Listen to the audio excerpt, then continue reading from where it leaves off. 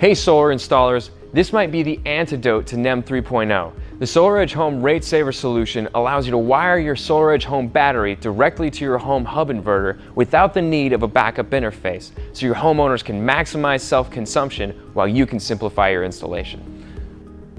Hi, I'm Evan. Welcome to SolarEdge Tech Tips. Today's tech tip is for our NEM 3 or California customers who don't require backups but instead would like to use their battery to offset those peak rates from the utility. I'm going to show you how to do that. With our AC and DC conductors pre-pulled and our grounds landed on the inverter, we are going to land our AC conductors here, starting with our neutral, line 2,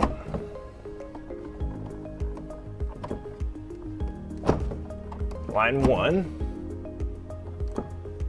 and then we're going to move over to the DC side and land our PV conductors. Here's our negative,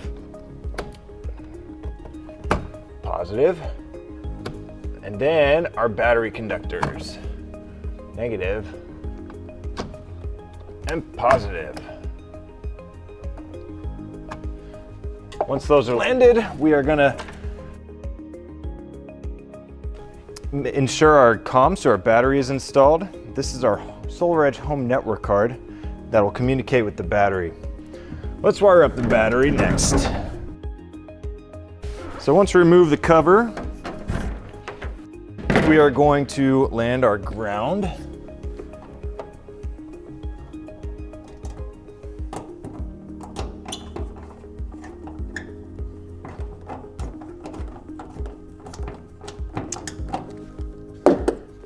And then our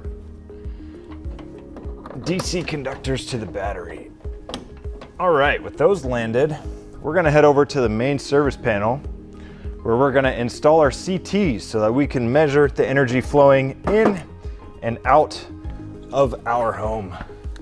So, with the arrows faced towards the utility, we're gonna install one on line 1, and the second on line 2.